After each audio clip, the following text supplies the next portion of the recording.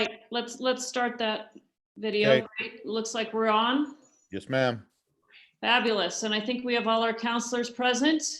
So I will call the meeting of the second meeting, I believe, of the Quality of Life Committee to order. And if we can have our stenographer, who I don't know who that is, call the roll, that would be great. Counselor Romero Worth, I'm here. Counselor Rivera, I am here. Counselor Garcia, Here, present. Counselor Cassett Sanchez, Here. and Counselor Villarreal. Present. You have a quorum. Fabulous. If I could get well, actually, first, let's see, are there any changes to the agenda from staff? No, there's not.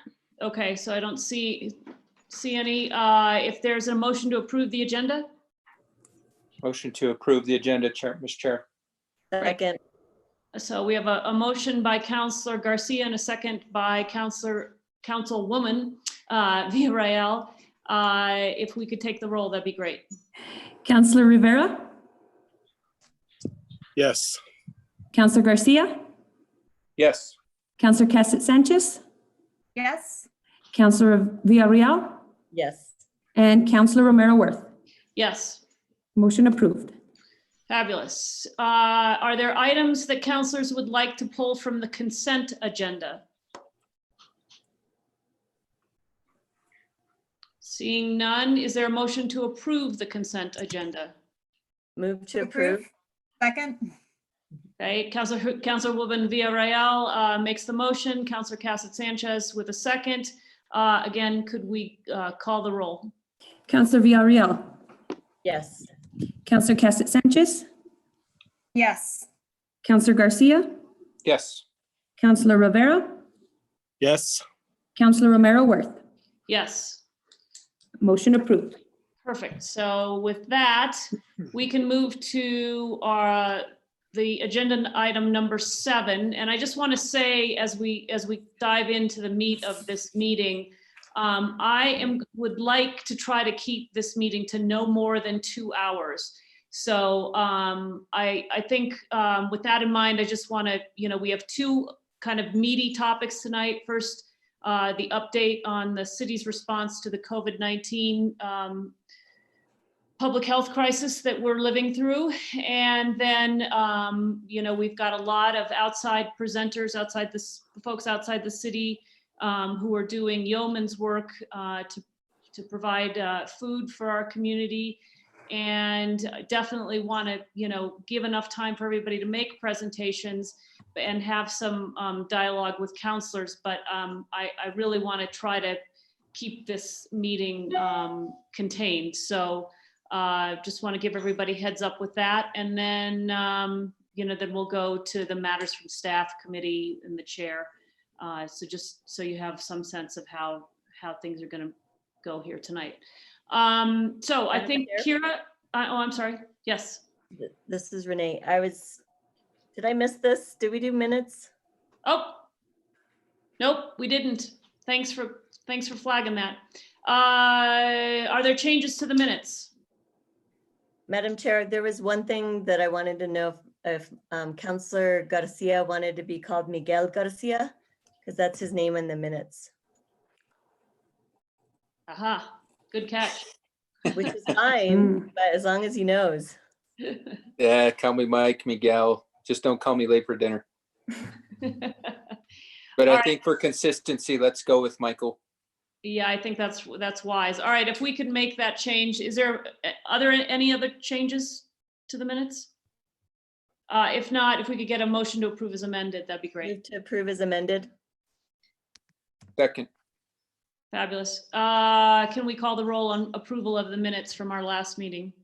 Counselor Villarreal, Yes.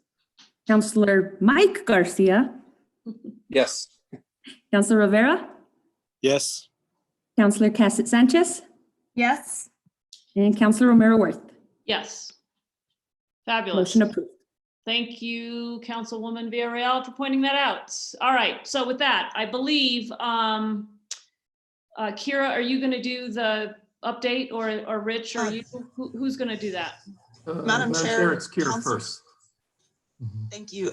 Actually, we did a overview of what we were doing to respond to the COVID crisis at our first quality of life meeting. So with permission, I thought it'd be great if we could have Regina Wheeler, who's been heading up the Midtown shelter, give a little bit of a more of a snapshot of what's actually going on there on the ground, since she and her team are there Okay. 24/7. Is that acceptable, or is? I think it's part of the city's response. So just for context, as you know, we stood up the shelter very quickly. It's currently being staffed by community services department staff, librarians, youth specialist, a park ranger from Parks and Rec. And I think it would be great if this committee could get more of a sense of it from Regina. So I'll turn it over to Regina for now. Okay, thank you. Thank you so much, Madam Chair, members of the committee, and Kira for the introduction. Yes, for about a month and a half now, very, very early on in the crisis of the shutdown, the Department of Health started calling us with a challenge that they had of homeless people that were symptomatic, that were being tested and had no place to be isolated. And the city decided to respond by standing up the dorms at Midtown to be available for what we're calling the City of Santa Fe Emergency Shelter. And we have facilities there where we can, we have a number of different types of facilities. One of our wings is dorm rooms where there's share a bathroom, so we can give a person a room and a bathroom. We also have 2-bedroom apartments that are completely in a separate building with 2 separate bathrooms. So we had a number of facilities. We realized that they would actually be very suitable to respond to this emergency. Our big goals in standing up these dorms and this emergency shelter was to relieve pressure on the hospitals, number one, so that when they needed to discharge someone that had been tested, that person needed to be isolated. If they were homeless, they had nowhere to discharge them to. It would be very unsafe for them to release a potentially COVID positive person onto the streets after testing without knowing what the results were. So we were really helping out the hospitals at that time. That's what we thought our main role, one of our main roles would be. We were also wanted to relieve the pressure and density in the homeless shelters. So we really wanted them to be able to spread their people out. We wanted that to support them in their testing of temperatures when anybody came into the shelter. So quickly at San Elizabeth's and Pete's began testing the temperatures. And when they found somebody that had a high temperature trying to come to their shelter, they needed someplace to send them. So we would take them, we would work with healthcare for the homeless to get them tested. We would isolate them until their results were known. And then to continue to relieve the pressure on the shelters, we would keep them so that they would have a place to stay during the crisis that was safe. And then so those were our 2 big beneficiaries, with the hospital number 1, the shelters number 2, and number 3 ended up being that our recovery center in town is extremely active in helping various people in the community to get over their addictions. But they also had a policy where they couldn't take somebody unless they were known COVID negative. So we also began taking their people prior to entry into the recovery center. They would provide medical oversight for the first couple of nights while they waited for the test results, and then we'd release them into the recovery center. And that's how we started. We have really grown to be an incredibly important piece of the puzzle of this COVID response. The hospital also ends up releasing people that are homeless from surgery. If they go onto the street, they'll certainly be back in an ambulance within a couple of days and then back in the hospital. And so we wanted, can you guys hear me okay? I'm sorry, I should get closer. I see you guys, sorry about that. And so we can take those people that they need to discharge. We call them extremely medically fragile. And so we take those people as well. We've even recently, I was just on the phone, and the reason I was a little late dialing in, a gentleman in La Cienega has symptoms. DOH asked him to be tested. He lives in a home with a number of people. So he had no place to go and isolate after his testing. So you can see there's just a very broad need during this emergency for this type of sheltering and appropriate isolation. So that was our first sort of intent, and we've been serving that. We created right away an emergency phone number called 955 Life. All the hospitals have this now, all the shelters have it. I mean, it's everywhere. Every homeless facilitator has it, case managers, NEHO. And so the phone, my two phones actually ring pretty much nonstop every single day, usually with calls waiting, people that know of people that are caught in this crisis that need sheltering, either because they have symptoms and are being tested, or because they're just extremely medically fragile and exposure is a real concern. And so that's how we have now 38 residents at the shelter. As I said, we keep them after they test negative. And in fact, we've had about 25 people tested and all were negative. Of our 35 or 36 or 37 people that we have, there are 4 COVID positives. That's another thing we're also doing, is that when somebody becomes low acuity at the hospital after recovering from COVID, and they need a place to finish their recovery, they're still on oxygen, we take them. We have a separate building for those folks. We have those 2-bedroom apartments are in a separate building. We've designated one for COVID positive. We're able to isolate them and let them recover safely as well. Some of these are homeless people. Actually, all of our COVID positives right now are homeless, but they wouldn't necessarily have to be homeless. They might just not have a home where they could go to with their COVID positive situation. We'd also take those folks. And we have, of course, so then we started running a homeless shelter, because if you keep the homeless after they're tested negative, then you end up with a population of homeless people at your shelter. And so Kira is my partner. We're both the directors of this operation, and she has layered on a bunch of service providers so that these homeless people then get contacted by New Mexico Solutions to coordinate, financial assurance, to coordinate them to get their Social Security check, or to get their federal stimulus check, or to get on the list for housing through LifeLink, to get mental health support as they need it. Healthcare for the Homeless is a really strong partner of ours. We talk to them multiple times a day. They're the ones that call in the orders for testing. We can get anybody tested that walks in our doors. That's the kind of sort of connection that Department of Health has made and that our partners have made. They provide, so then we have these people that are residents at our place. And as Kira said, we have a lot of community service staff. We have 3 staff per day at our front desk. We have 2 shifts. We staff the front desks from 8 a.m. to 10 p.m. And what we do during those times is we're serving 3 meals a day that's provided by YouthWorks. It's really important and really great. They're very consistent. YouthWorks is doing an amazing job. And then we run and get their prescriptions and we drop them off. Because we're adhering to the governor's stay-at-home order, we don't allow our residents to leave our property. We have a little walking path around our property. It includes a little picnic area in the back, but they're not allowed to leave that perimeter. And that's part of compliance with the stay-at-home order and our #1 goal of flattening the curve with this facility. And so we run their errands.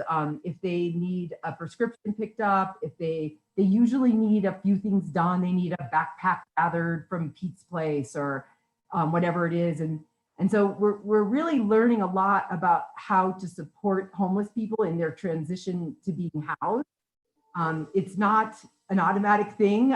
Some of these people have been living on the street for a long time. And it's really a wonderful thing to see. They come to us really quite nervous, with a lot of concerns, usually dirty, usually not well.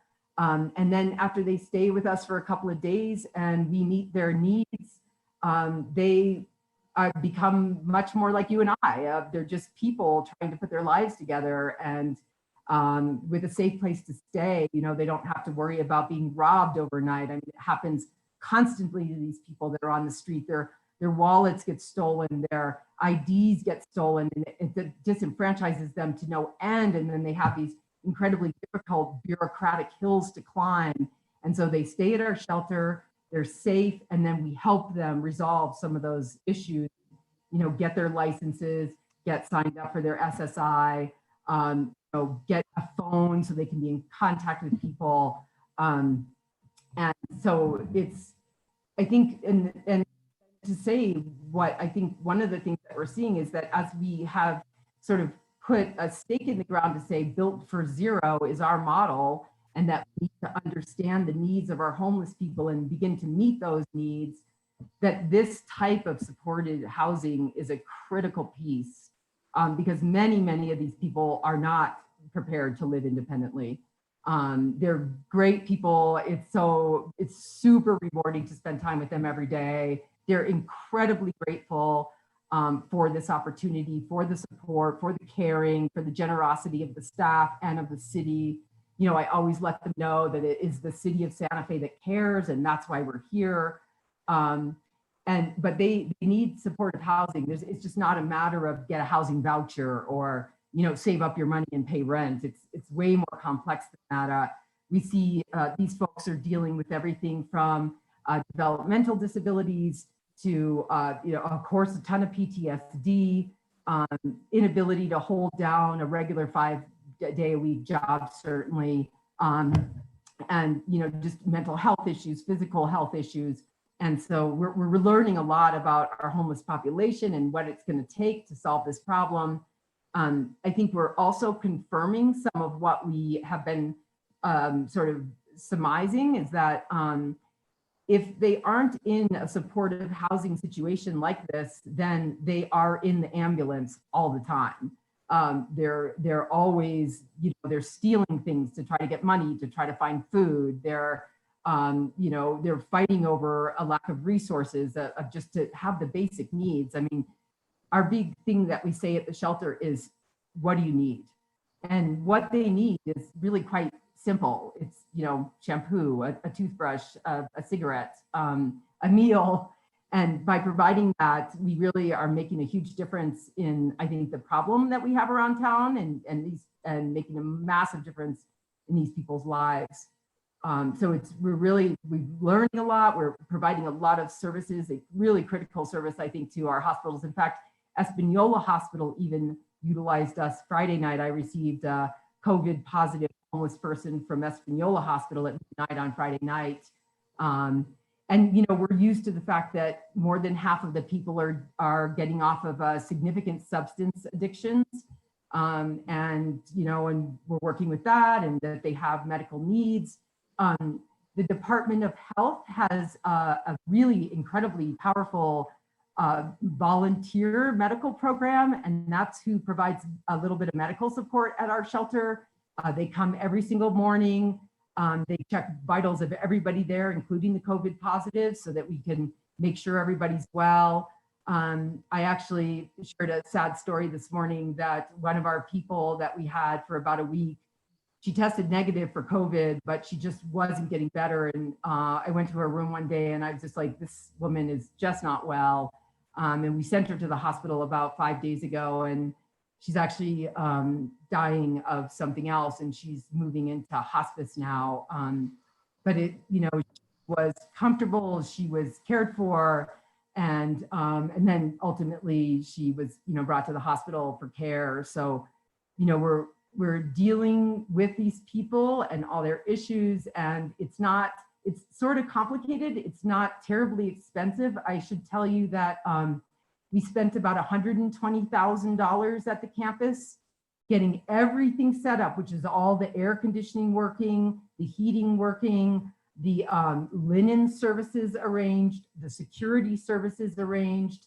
And we have 24/7 security outside the building, and we have 24/7 security inside the building. And that security inside the building is actually being paid for by Department of Health. As soon as they heard about our shelter, they provided that instantly. And then there's there's the supplies that we have to get, coffee, cigarettes, snacks, drinks, shampoo, cream rinse, and those kinds of things. So I think last year, Akira would know this more specifically, but my understanding is we sort of did an assessment of what the homeless problem costs us in Santa Fe, and it was in the zone of $3.4 million a year. And I would say that it's interesting to see that this is a really important piece of solving that problem, and it costs a lot than that, given that we had facilities, obviously, that we didn't have to buy them. But so I think that is an overview. If maybe I could, if Kira would like to add anything, or Alex, and then maybe we could have questions. That sounds great. Kira or Alex? I don't have much to add to that, except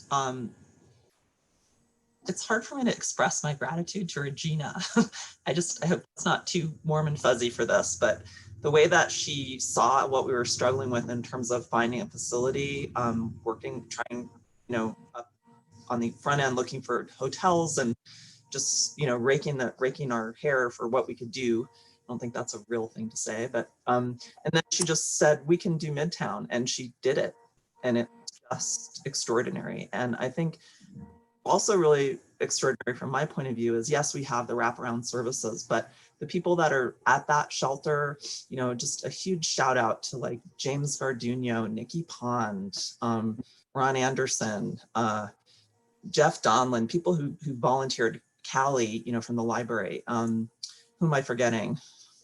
Oh, there's a bunch of. Yeah, I'm sorry if I haven't named their names. Oh, but John Singh from the courts. From municipal court, incredible guy. And so people that just have a heart for it and maybe haven't done the work, but have sort of an intuition about how to just connect people on a very human level. And I think that's making all the difference in terms of people's well-being there and ability to stabilize and hopefully connect to housing long-term.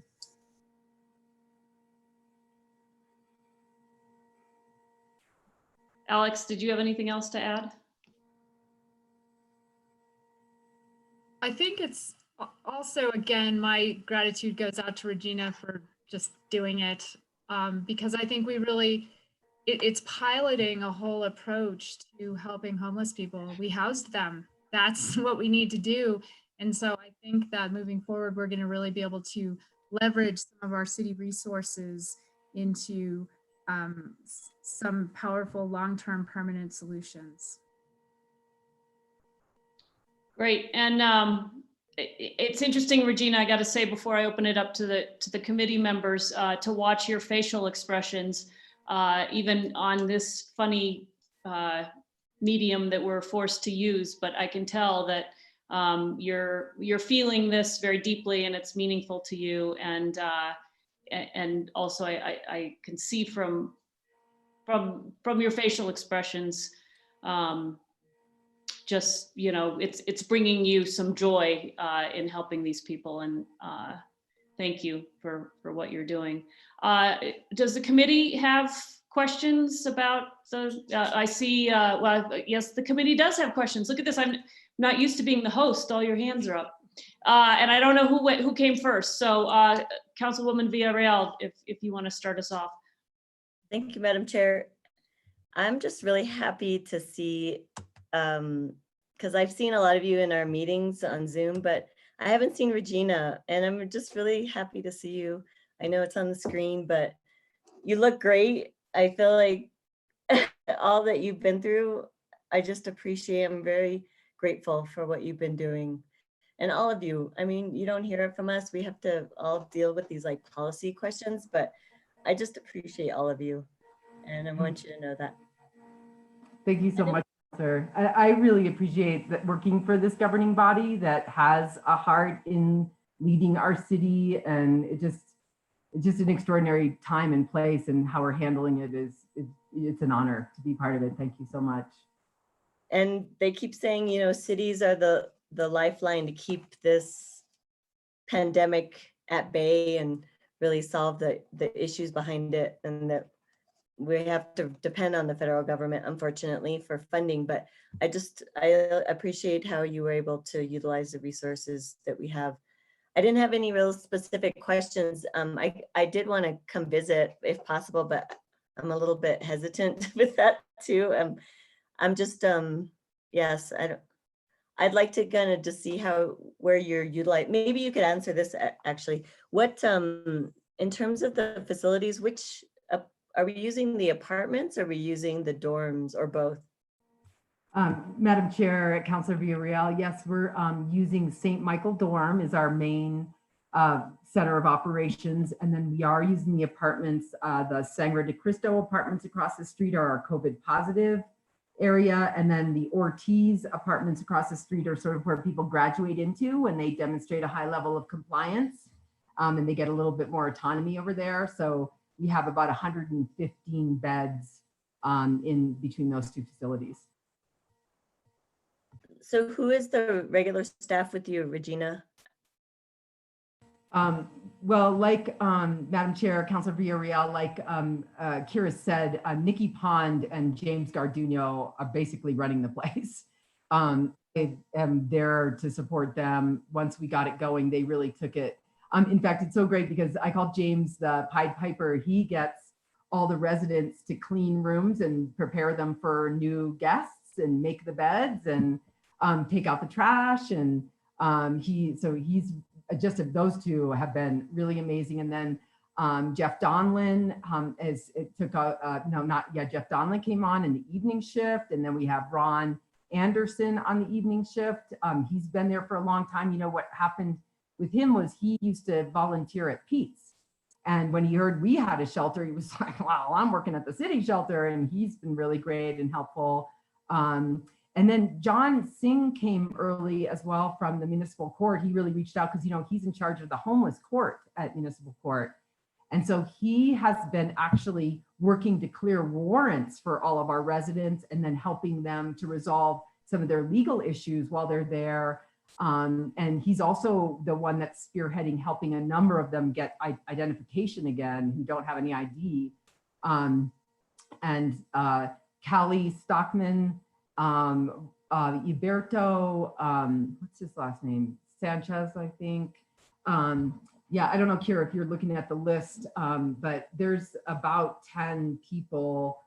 Oh, you know, Jesse Guillen is working a shift from the city attorney's office. And it's just been, you know, a great effort. We're still actually needing a little bit more staff because some of the library people are shifting over to work a little bit at the libraries. Yeah, but it's, you know, me and all them and doing it. Thank you. Just one thing I'm concerned about is burnout for you all that have been continuously working since this all started. And so I'd like us to think about a way to get some reprieve. I don't know what that looks like, but if there's a way that you and Kira and some of the other staff that are really just haven't had a day off, could figure out a way to help you with that. Thank you, Councilor.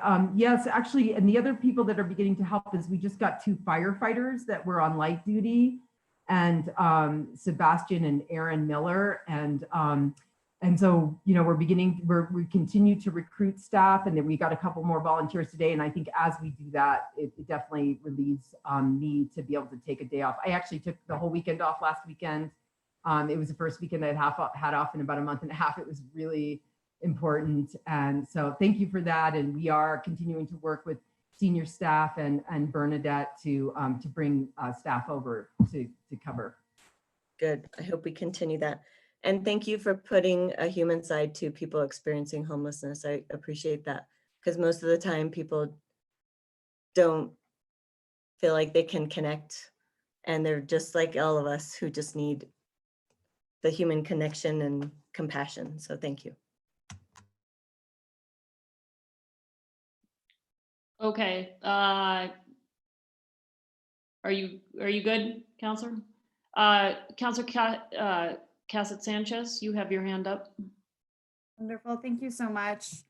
I mean, first of all, just to echo Councilor Villarreal's thank you and gratitude for what an incredible job that you guys have done. I mean, it really was such a big undertaking. And, I think that it's also constantly trying to find those silver linings. But, as you mentioned, Regina, just showing what really throwing some resources at this problem can do. I know this is something that Kira has been speaking about for a while, about how throwing resources at this situation, we really put some things there and it can really allow us to make some progress. It is unfortunate that such a challenging situation brought that along, but I'm really hoping that we can really springboard this into moving forward. And I know that that has already been mentioned. I would love to hear if any of those pieces have been starting, we've been starting to lay some of the groundwork down of after the COVID response, as we start to move forward. We obviously just signed the ENA with the developers for Midtown. So we know that Midtown is shifting now as well. And this is an important piece that I really want to make sure does not get steamrolled by the Midtown development, and that we don't let go of the progress that we have made. So I would love to hear how we're starting to think about next steps, where that starts to move forward. Well, if I may, I'll try it. I'll take a stab at that, and maybe Alex and Regina can jump in. Thank you, Madam Chair, Counselor Casas-Sanchez. Yes, as Alexander mentioned, this is a part of our Built for Zero strategy that we started a year ago, which says, more than a year ago now, which really has a housing first model, that what people who are experiencing homelessness need is housing. And that we need to understand who they are and how many people there are and what they need exactly and what kind of housing they need and what they need to get to that step. So what we've done now is, we know where a lot of our homeless population is now in a way that we didn't before. We know that they're in hotels. We know where they are. Melinda and her team deliver meals to almost every homeless person in Santa Fe 2 or 3 times a day at this point, except for the folks that are still in shelter. And we know where those folks are. We know who they are. And we're working closely with the Coalition to End Homelessness on this by name list, so that everyone is on that list is in what's called a coordinated entry system, which gets them closer to being able to be housed on the other end with the subsidized housing that we need to find them, or the vouchers we need to find them, or the case management we need to find them, or other stabilization that we need to find them.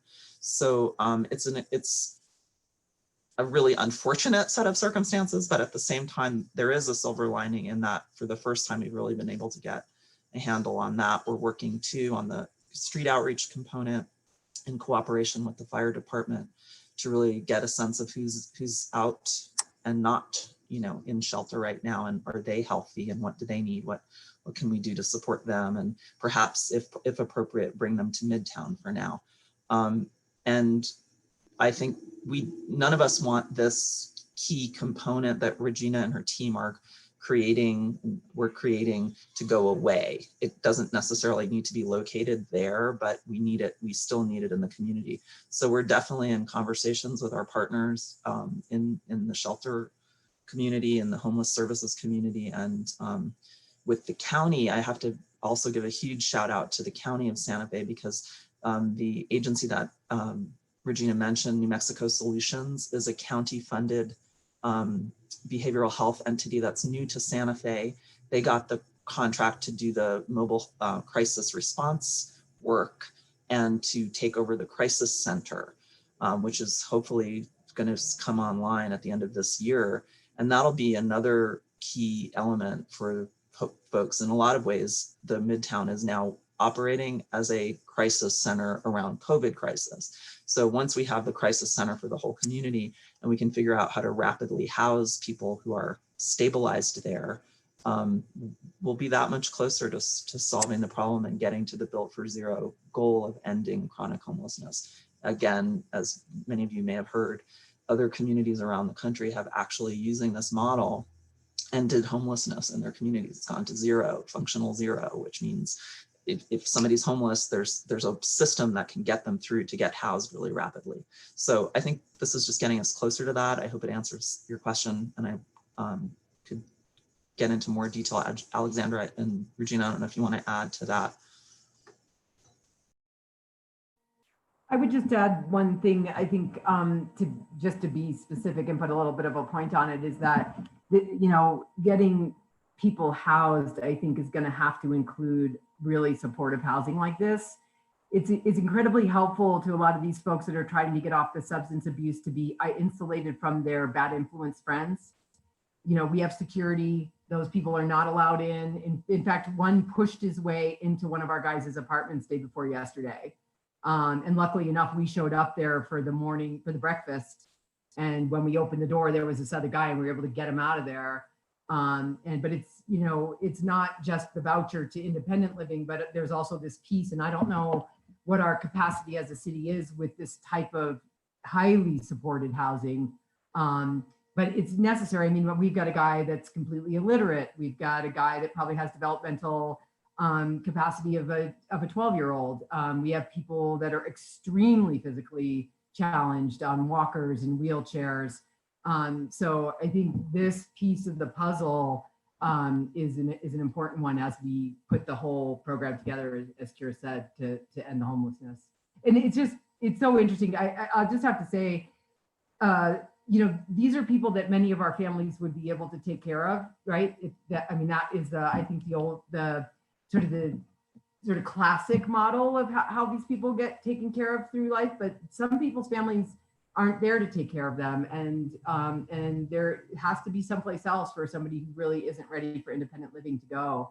And then we get to be their family, and it just kind of fits us because the city, who we are, like how we work together as a team, we're a family. And so now, and the homeless people at our shelter now call the people at the shelter their family. And it's really important piece of the puzzle. I would just add to Chair Romero-Worth that with this pandemic comes some opportunity, not to sound too Pollyanna-ish, but we do have some extra HUD resources that have been made available. So we can really fund this program building now to carry us into the future to create that permanent supported housing option, which is what somebody transitioning out of a homelessness situation needs. To Regina's point, it doesn't matter if you have a roof over your head, if you don't have all of the wraparound services to support you in all your other needs, you're not going to be successful in the housing. So it's a kind of exciting in a weird way. That's great. One of the silver linings here. Councilor Casas-Sanchez, were you finished? Not quite, just okay. real fast. One, Regina, I think you brought up such a key point, working with the homeless population, is this idea of community and often the social isolation piece. And so again, as we move forward and as we are thinking about new solutions, and as we are looking at, some of the resources that Alex mentioned with HUD, thinking about that social component is also key. The other thing that I would love is a list of, a typed list of the staff members that are working there, what they're, nothing, I don't want to throw too much more on your plate. So just, I'd love to hear who they are. I really think that they deserve some recognition for taking this on. So I would love to get some more info on who they are, especially their names, so that we can be sure to recognize them. So thank you very much. I'll definitely provide that to the committee tonight. Yield the video. Great. Councilor Rivera. Thank you, Madam Chair. Like everyone else, just want to thank you, Regina and Kira and Alex, for all the work you're doing there. Extremely important.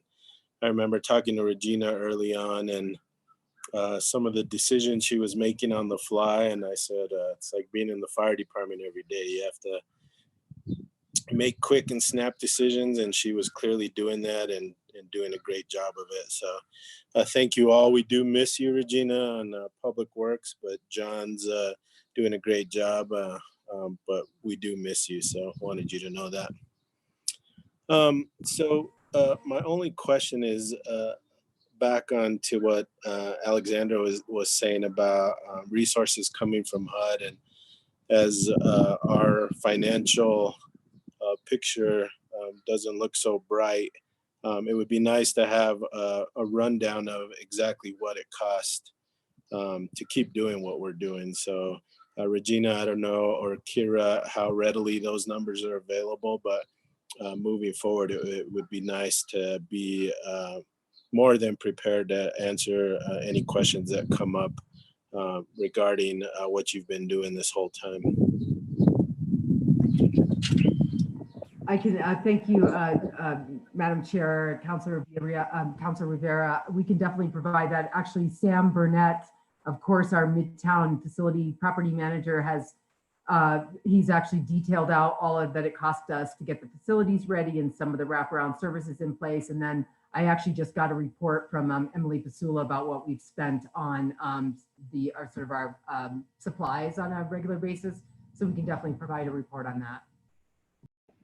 Yeah, no, thank you for that. And along with that, you know, the personnel costs. So clearly you have a different job. So really what the cost of personnel might be to continue this, because clearly at some point we want you to go back to your other job. And so really have an understanding of the greater cost and the impact of everything around what you're doing out there.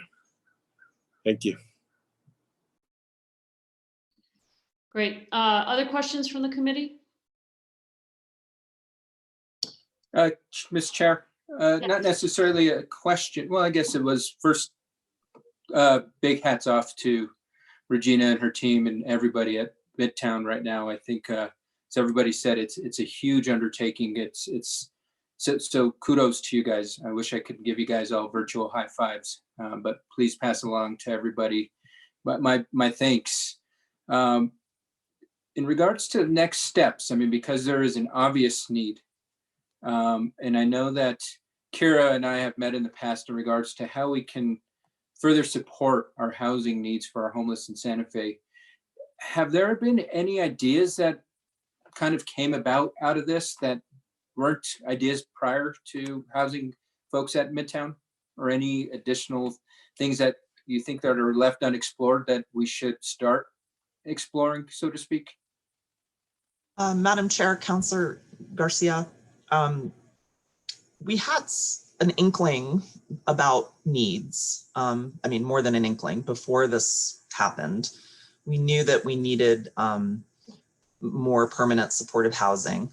I think, and we were working on strategies to create those kinds of units, working closely with Alexandra and our whole Built for Zero team. You know, we had a core group, and we still have a core group that has been working on that issue, looking at potential funding sources, properties, really help with a lot of help from Community Solutions, which is the national nonprofit that launched the Built for Zero team. They have a very robust technical assistance for us. So we've been exploring a number of options in the community to create the kind of housing that we would need.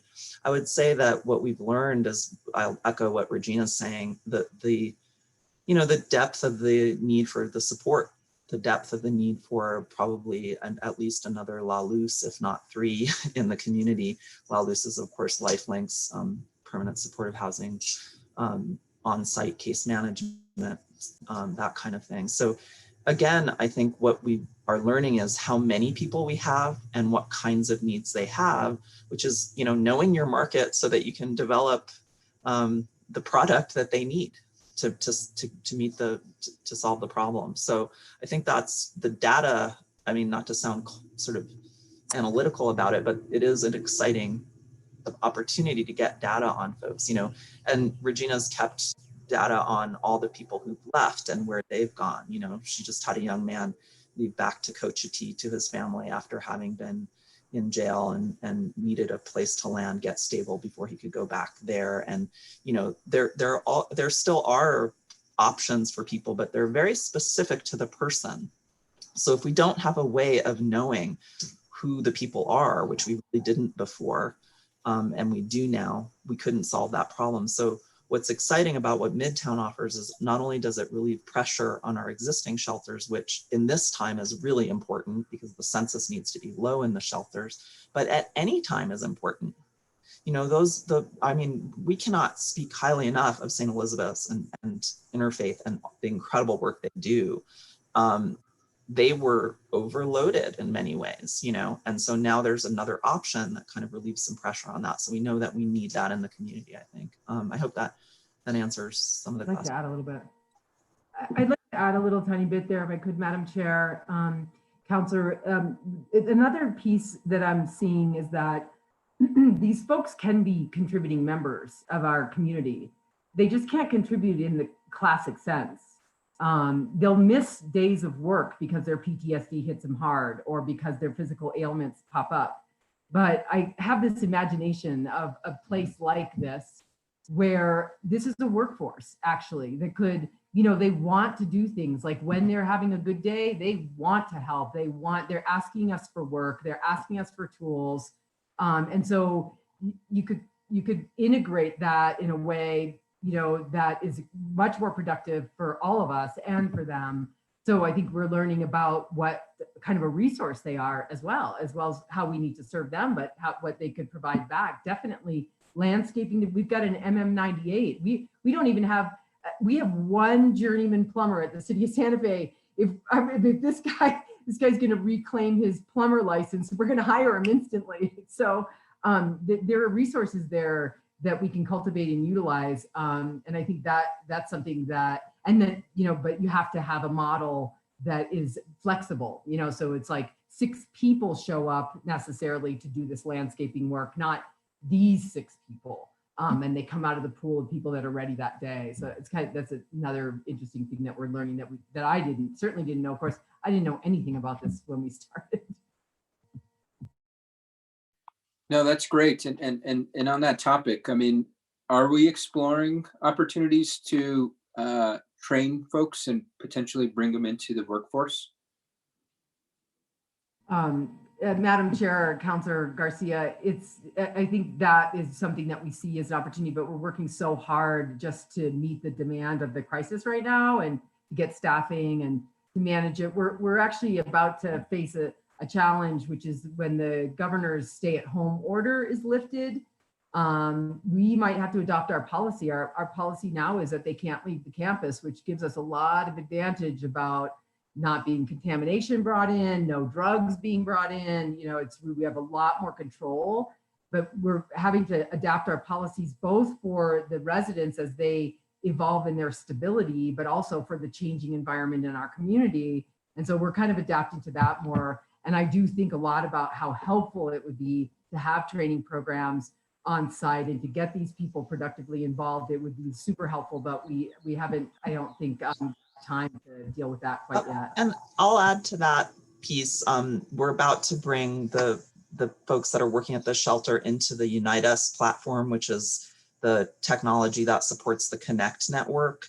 And so, you know, we can make referrals to the Department of Vocational Rehabilitation, to workforce development. And that's a way that, you know, we don't have to be all things to everyone. We're sort of a hub and a connector, hopefully, to programs that can help folks. Great, thank you. And I think it's really great that we're thinking about this and some potentially exciting next steps. So thank you, Regina and Kira, for the information. Okay, I just have a couple questions. So as we're looking at funding partners, are we also, you know, I think to Councilor Rivera's point about, you know, the state of the city budget, doing some hard searching about what our role should be in this going forward, and how big or how small we can play as a city partner. And, you know, maybe, I mean, I think it's exciting to hear there's the HUD funds. So, you know, maybe we can be the fiscal agent for some funding, but just what our role, what are the different choices of what our role would be, especially as we face pretty significant budget challenges going forward. Madam Chair, councilors, that's, a very key question. I think definitely looking at HUD funding sources, the array of funding sources that we can tap for helping us solve this problem, which we always needed to do even more of before this time, but this time gives us an opportunity to develop those a little more strongly and quickly. The other thing is, as Regina mentioned, I did a survey of all of the departments and how they interact with homelessness, from all down to the division level, environment division, obviously police and fire. And the estimate that came back of how much it cost the city to sort of continually address homelessness in a way that didn't solve the problem was $3.4 million. So I know it's a hard time to think about a cost benefit analysis, but there may be ways in which continuing to invest something in solving the problem as a city ultimately is a cost savings for the city in terms of, response times to man down calls for the fire and police, a whole array of things that the environment department has to deal with, and cleaning up encampments, parks and rec, huge amount of time they spend cleaning up encampments. So I'd like us to be able to think about the issue in that way as well, if possible. Yeah, I think that's going to be really important as we face challenges in the next year's budget, and how we spend our resources and what we're getting in return. So I think that's going to be really important. Are there volunteer roles for people at this point, or do you see that going forward? I mean, I know right now we're using, services of community nonprofits, and we're using our own staff. There are definitely people who care about the homeless population, want to do something positive for the community. Do you see a role for volunteers going forward? And you mentioned, Regina, needing things like shampoo and cigarettes, that kind of thing. Is there could some scrappy volunteer help do a shampoo drive or something? Madam Chair, actually, in fact, I didn't mention it, but we do get quite a number of donations. So we do get bags of clothes, which are super valuable because a lot of these people come to us with just the clothes on their back.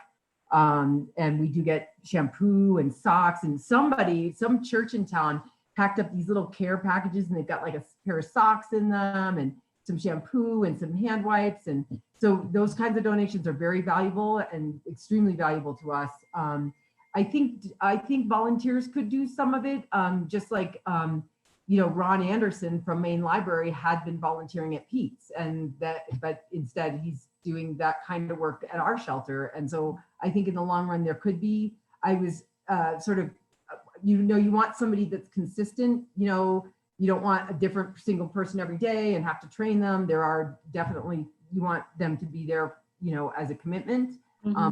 There are probably volunteers who would do that. And we'd probably have more volunteer opportunity if it wasn't COVID world, because people, like Councilor Villarreal said, are scared to come. But I just say, you will not go any place safer than our shelter. We are all tested, everybody except the staff, really. All of our residents are tested and negative, except for the COVID positives that are in a different building. You don't go anywhere in the city of Santa Fe where everyone's been tested and negative. We all wear masks all the time. We're all socially distancing. Even the residents are respectful of that requirement. And so I think volunteers are a good possibility in the long run. I did just get a call from a pastor that spends time at Pete's that wants to volunteer to come and spend time doing, talks for motivational talks and one-on-one conversations, which I spend a lot of time doing. So usually I answer the phone all day, and then I go over to the shelter all night and sit with folks and talk to them and support the staff and support the people. So I think there's a huge opportunity for volunteers. And I just don't know, depending on the ownership and the operation, what the liability issues are, Right. and, those kinds of control situations, but I think it's a good possibility.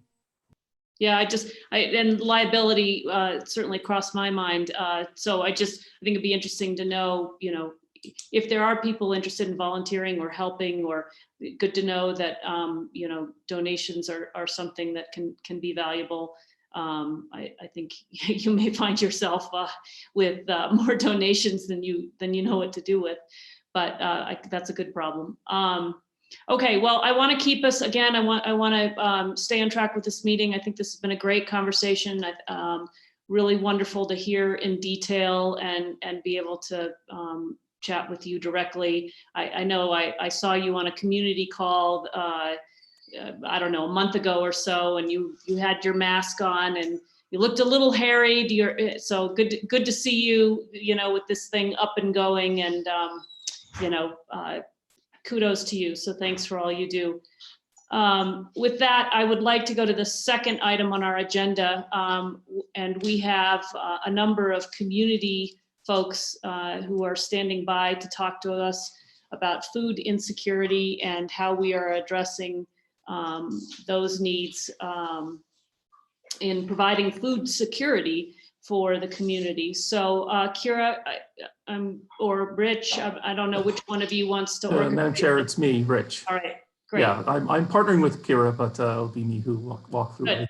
Take it away. Great. Good evening, Madam Chair and councilors. Thank you for the opportunity to update you on the efforts to continually combat food insecurity during the pandemic and now the subsequent economic downturn. So I have a presentation I put together, and I've invited a panel of guests. A couple of your questions had asked for specific data, and I thought maybe our subject matter experts who are on the leading front could really answer what's really going on the ground. So I'm going to switch over my screen so that you could see the presentation, and then I'll have our panelists, I'll introduce them, and then I'll have them speak specifically to what the work they're doing.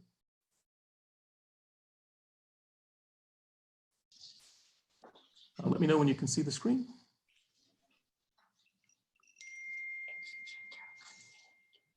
Oops, but 1 second, I got to change the screen share. Okay. All systems go? Yes, perfect. All right, so my information today is just a high level data stats that I have on the national and the county level, and then I'll address some of the questions that you would ask prior to this presentation, and then I will turn it over to our panel, who really will get into the meat of what's going on with food insecurity as we battle through this pandemic. There's an economic downturn happening at the same time, so it is about insecurity right now because there's a health scare, but at the same time there's an economic crisis that's hitting us, and so many more people are becoming insecure about food. So on the national level, I wanted to show you a couple stats to kind of give you a sense of really what's going on. So if you look at my screen, you can see from 2008 to about 2016, we had a recession. And you can see where the food insecurity data was there, about 20%. But as we got to April of 2020, you can see the spike. You can see how serious this is. And there are a couple different data points that they show in this data from the Hamilton Project that talk about households with children under 18, all households, mothers with children 12 and under, etc. My next stat really sort of says at 2018, you could see the levels where we were when we were basically had a lot of momentum in the country. It was a new election, the stock market was high, everyone had a job, but you can now see just in April where that's changed. It's doubled, tripled in a lot of places in those categories. On a county level, I wanted to say that I commend everyone in the city right now because current stats show that we are one of the counties that's flattening its curve. We're not out of the forest yet, but we are on a flattened curve level as relates to the rest of the state. And so I again also commend Regina and the work that she's doing, and Kira and the work she's doing as it relates to our determinants of health. And you can see sort of where we're flattening that curve. We are now probably going into another phase of trying to reopen the city and what that could entail, what we need to do to sort of keep that curve flattened and move to a down. So going into some of the questions that you asked about data and strategy, you asked about the underlying problems. I've spoke to it. There's a health pandemic. It's a ripple effect and it's crashed our local economy. We currently in the county have about a 10% unemployment rate. We have a loss of GRT. As you know, we are in a deficit mode, just reeling down in our city coffers. And this loss of economic uncertainty leads to scarce food at home. Just in some of our conversations, we talked to the public school system, and they're currently serving 3,000 meals just in their center, but there are actually 10,000 meals that they need to get to underserved. So some of our partners here today are filling in that curve, but they still have 3,000 who are coming, but the other 7 really aren't. They don't have a way to get there. And so they are now in a food insecurity status. Gino from our senior services area will talk about the senior meals. He served 16,000 plus since March. And there's a rise of 365 in the past month, he said. And one of the takeaways that he had when I spoke to him recently was that he's finding that there are multi-generational families in the places where he's just serving a senior meal only. So we don't know whether that senior is actually eating that meal and passing it down to other generations inside the home. You asked, how do we know these are problems? We talked through that, the underlying challenges. Currently, there are 4,138 cases of COVID-19. In the county, there are 4,850 that have been tested.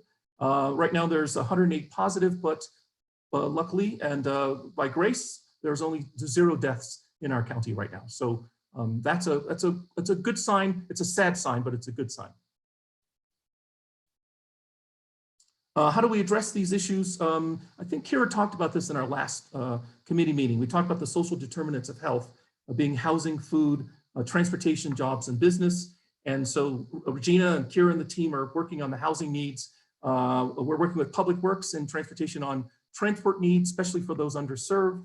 I'm working on my other half of my job in economic development on the jobs and business side. And to Council Rivera's question, Council Garcia's question about job training, what we're trying to do is once we stabilize the economy on a local level, and we also help to stabilize some of these guests that are housed right now, we're going to go out and pursue grants that will help us because we're in a deficit, but we need outside money to do some of that work. Food security is being supported multi-pronged. You'll hear a lot from our speakers today. There's a semi-weekly food pantry box being distributed. Sherry Hooper is going to talk about that. She has an average of 700 cars per weekend. And then we have a new prepared meals plan that's worked up and started up since we last spoke. And they are looking at about 3,000 meals per day. And they're filling in those gaps that the public schools wasn't able to do. And Robert Eggers is going to talk about that when he gets up to speak. And as Kira said, YouthWorks is serving food all over the city, all over the city. They helped us stand up the housing at Midtown, and they worked on another place, I think it's the Green Tree Hotel. We have new guests there. They stood up and said, yes, we can do that for you. 3 meals a day for the isolated and quarantined. What are we doing, again, to address the issues? Again, pantry boxes for economically strained folks, unemployed, immigrant and undocumented. Those are the folks that people don't hear about, but they're the ones that are very much in need. Prepared meals, again, I talked about the students and the isolated, and then Robert and Sherry and the rest of our panelists will talk through that. Especially Jennifer at the county will talk about Connect and how we're building a database and connecting with those folks who have multi-needs and what we can do with the Connect program to make that work. Long-term models, you asked about long-term models and economic development. How do we pivot? I believe this, and the CDC says that there's probably going to be a W-shaped curve or outcome. What I believe is that I don't know how wide that W is going to be. You know, there's talk about this is going to flare up in the fall. It could happen in the summer. I don't know, but it'll probably be W-shaped. And as I said earlier, that the pandemic really runs the timeline. So we just know that it's probably going to be 2 spikes before we get out of the woods. So we're looking at long-term food security with our partners, and they'll speak to what their successes are and what's in store for the future as they come on board. And then I'm hoping to address some of the monthly expenses as we look at the budget planning. And I want to thank you for that emergency fund that we put together last month or 2 months ago. It's going fast, but we're looking at how to address the food needs from the prepared side with YouthWorks, giving out food to the isolated and quarantined. And then we'll align some of that data to Connect. So we're partnering with Santa Fe County on how to use Connect to serve those folks who are really coming out of the woodwork, who are now in need, whether they are isolated, homeless, unemployed, immigrant, undocumented workers, etc. Supply chain uncertainties. I think the chair will talk about the food pantry, the disruption of the food supply chain. Robert will talk about the prepared meals supply chain with Shamrock's, the food distributor, and then Pamela Roy, who's a part of our Food Policy Council. If you have questions, we could definitely have her chime in. She could talk about what's happening on the regional food supply from a standpoint of farms and other suppliers that are in the regional way. We're working closely with Kaufman Foundation. They have an e-ship program, which we are working, the county and us, working with Albuquerque, Los Alamos, and Española to figure out a food entrepreneurship channel, but also to get the asset map of where our food chain is, so that as we see this future, we kind of know where our food can come from, so that we can be in front of the security issues. Oh, the county also has an aggregate program which works with farm produce, which is another of our local channels of buy local and take it from farm to table from that standpoint. You asked about budget. What are we spending and how much do we realistically need?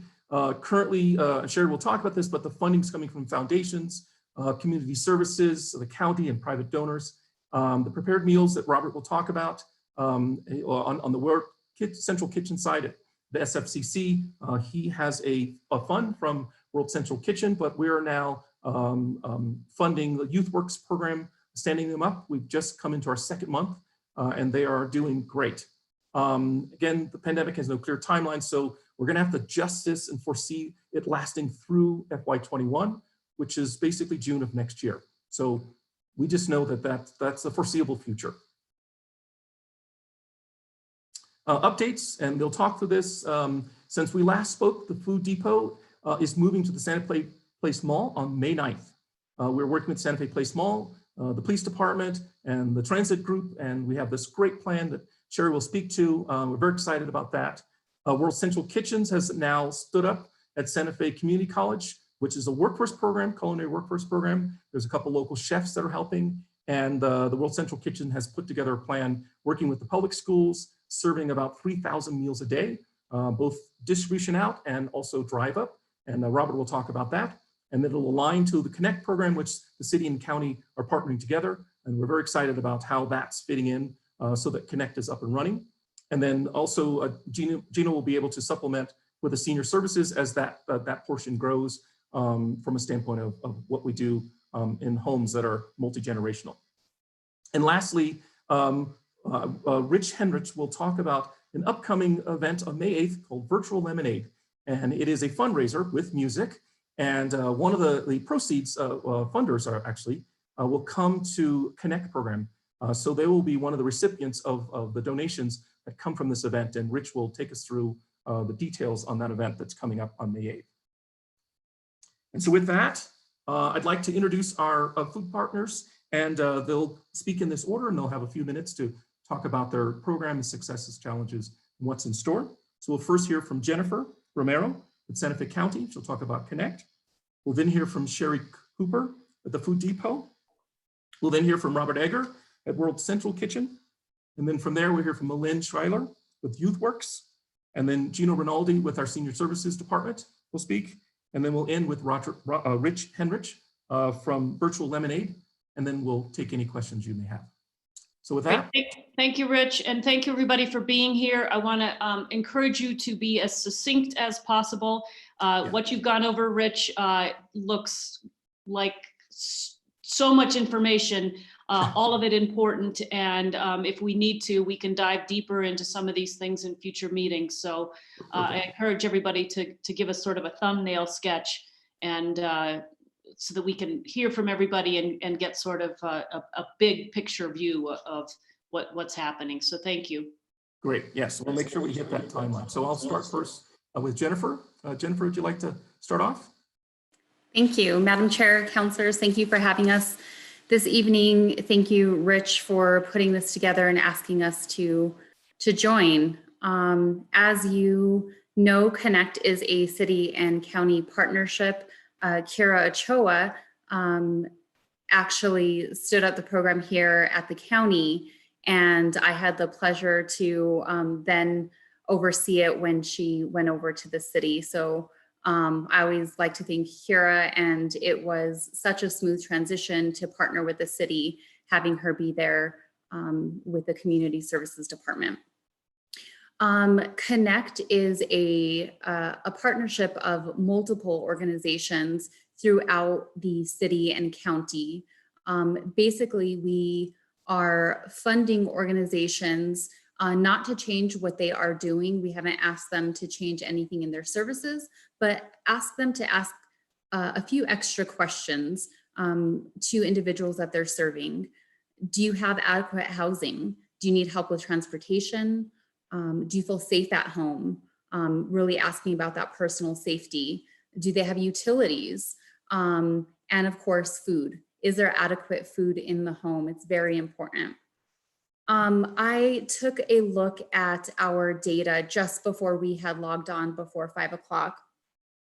And we use an electronic referral management platform that really allows us to see data in real time. Pre-pandemic, fortunately, we were set up to work remotely. And since April of 2019, when we started our electronic referral management platform, we have serviced 1,020 individuals, unique individuals, unduplicated. So it's been a little over a year now. I looked at the past 30 days and kind of just, what's happening here? What are we seeing? In the last 30 days, we've seen 147 of that 1,020 individuals. I was looking at housing and shelter. Housing and shelter has always been one of our highest needs that I can see in the data in Connect. In all time, housing and shelter, there was a 31% need or ask of these individuals. And it could be housing plus multiple other issues that they're trying to resolve. In the last 30 days, that's jumped to 47%. Food assistance went from all time, needing assistance was 9% of our population. In the last 30 days, that jumped to 17%. Those are the largest needs that are happening right now. We thankfully were asked by Rich's team to participate in the conversation around food that had begun there at the city. And due to those conversations, we were able to partner with the World Central Kitchen, as he was saying, the Santa Fe Community College, Salvation Army, Youth Works, and the Street Food Institute to start distributing food. And that started this past Tuesday. So again, these partnerships that are happening are important to fill those gaps. Rich came to us and asked, what are the gaps that you're seeing in Connect? Because we have such a broad reach, due to the amount of navigators that we have throughout the city and county. Again, well, let's see, we've jumped from about 13 programs and organizations within our network. That it's been about a little over a year. We now have close to 50 organizations.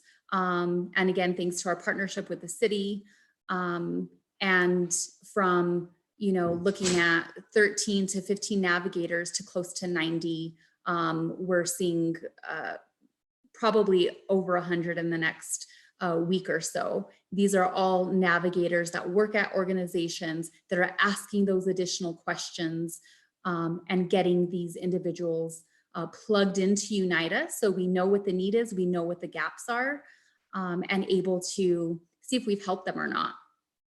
So Rich asked, what are the gaps that you're seeing?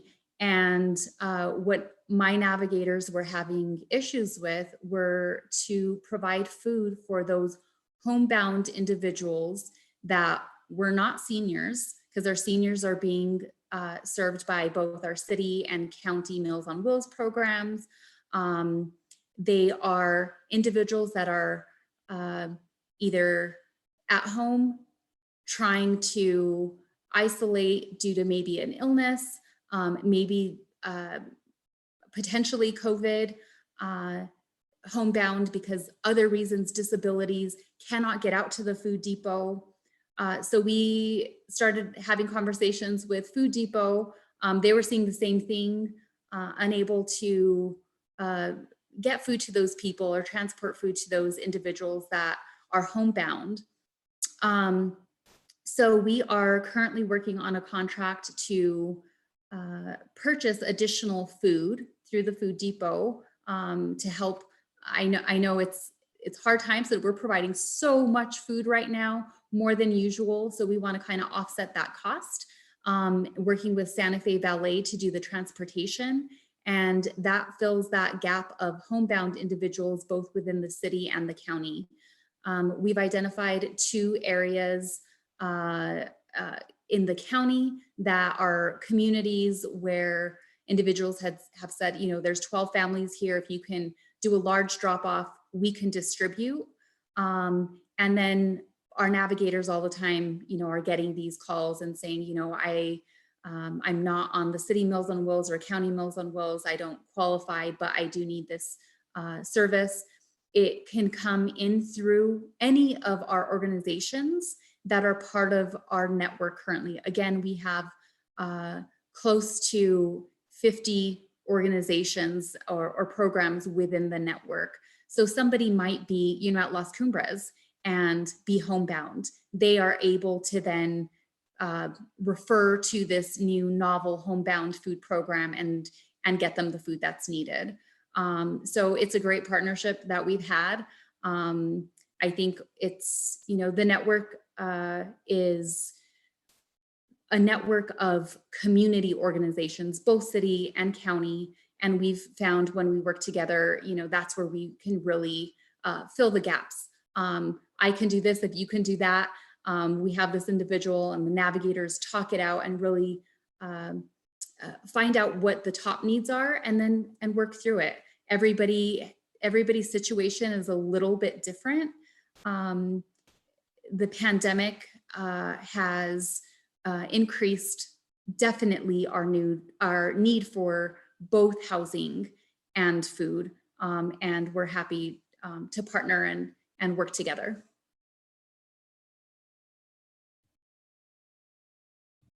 Great, thank you. Next on your list, Rich? You're on mute. But I see Sherry Hooper. Yes, sorry. No worries. Thank you very much. Thank you for being here. Absolutely. Thank you for the opportunity, members of the committee.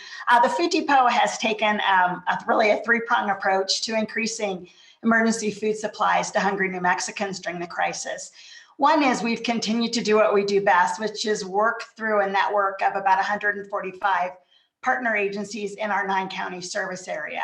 And what we've done is we've increased their food supplies so that they can meet the increased demand in their own communities. And we've offered deliveries as well. So we're doing deliveries to our partners here in Santa Fe, as well as throughout northern New Mexico. We've also looked at a way that we could really get, quite honestly, a lot of food out to people in need here in Santa Fe, and to do it in a safe manner. So we've set up, well, actually 2 of them in Santa Fe and 1 in Espanola, and they're really drive-through food distributions. And they work very simply. On Thursdays, we join Feeding Santa Fe, and we offer food bags here at our location at 1222 Siler Road. That distribution goes from 6 a.m. to 9 a.m. each Thursday. And we also offer food bags, as Rich was sharing, on Saturdays between 9 a.m. to 11 a.m. We began those Saturday distributions at Santa Fe Capitol High School, and we ran into a few issues with traffic in that community, and also someone pulling a BB gun on someone who wouldn't let him cut in line. So again, grateful for the Santa Fe Police Department. They were there to help. So now we're back at the Siler Road location, but as Rich said, we will be using the Santa Fe Place Mall parking lot this Saturday. And we're eager to be able to provide a lot of food in a location that I think can handle the backup of traffic. We found that traffic backs up between 1.2 to 1.5 miles as people wait to get in to get their food bags. And just to tell you a little bit too, we are averaging between, well, about 3,500 people are receiving help at each of those Santa Fe distributions. We're getting as many as sometimes up to 3,900 to 4,000 people are being served through those Santa Fe distributions. And they work very simply as a drive-through pantry. People drive around. We get some information from them as they're coming up to the food distribution area. We have volunteers there. We ask people to pop their trunks. We put the food into their trunks. We shut the trunk and on they go. It's very simple, but it keeps everyone safe. Volunteers and staff, of course, have masks on and gloves, and we encourage people to stay in their cars and hopefully to leave their dogs at home in case that we have to put the food in the back seat or something. So, but these food bags going to a family normally provide enough food for 30 to 40 meals. And those food bags include dry goods, canned goods. We also add a lot of perishable foods. We've been able to get quite a lot of produce coming in. We've had opportunities to provide milk, eggs, and other baked goods as well. And I want to, while I have the floor, I want to say a special thanks to Rich for his help in just looking at other distribution locations since we had the trouble with Santa Fe High School. I want to say thank you to the Santa Fe Public Schools for helping us out so much with food storage and distribution. And a special thank you to the Santa Fe Police Department for assisting with traffic control at the distributions. So that is the second prong. The third is we are doing our third distribution method where we're working with several partners. What we do is we provide either food bags that are already made up or the food to make up bags, and we work with local partners for distribution. Those partners include La Familia Medical Center, County Senior Services, Communities and Schools, United Way of Santa Fe County, City Senior Services. I know Gino will present as well, and we're looking at doing about 140 bags maybe a week with him. And we work with senior living communities and the Santa Fe Indian Center. So those are some who are already getting bags from us that they're taking care of distributing either to their clients or to the people who live there or whatever it might be. And as Jennifer was saying, we're excited to work with Santa Fe County on a partnership to provide bags to people who are homebound and really to increase their participation in the Connect system. And lastly, I'll follow up. We have, since this started, we figure we started working on this and developed our disaster response team in early March. And we have since then been able to access more than 30 semi-truckloads of food, which is about 1.2 million pounds of food. That has been both non-perishable foods and produce and things like that. We've held 14 of the Santa Fe drive-through distributions. Those distributions, we've provided food supplies to nearly 46,000 people. We've worked with about 250 active volunteers who have logged in 4,560 volunteer hours. We also have a wait list of about 91 volunteers who are ready to step in should anyone choose to start staying home or become sick. Our food bag distribution supports about 460 households per week, and we have nearly doubled our average monthly distribution of food to our 9-county service area. Great, thank you, Sherry, very much. So our next speaker, he's with World Central Kitchen and a food advisor here locally, and he's been working with the Santa Fe Community College. So Robert, if you could unmute. Great, thank you. You know, I'm a private citizen. I approached kind of self-selected. Before I get started, I just want to give props to Regina. I spent 25 years of my career working in the biggest shelter in America. And I just really respect and appreciate the enthusiasm that I see on her face and the joy you get from seeing people. Again, there's nobody so far down they can't climb back up. So props to Regina and her team for doing that. And by the way, for those of you who may be pondering down the road, either working with YouthWorks, but I have run to and helped over 100 major job training programs for men and women who are homeless open up across the country. And I'd be more than happy to offer any counsel I have to any effort that might be launched. Anyway, I self-identified to Rich and Kira at the end of March, saying that there was a real opportunity here with the influx of produce that might not be sold through the farmers markets, the need to really look at the hospitality industry and some of the professionals that were unemployed, but most importantly, what was going to be a predictable spike in men and women who were going to overwhelm the heroic efforts of some of the local players who've been dynamos for decades here. So I was asked to kind of explore that, and I spent about 2 weeks working with Randy Randall at the convention center and exploring the idea of the convention center as a possible production hub.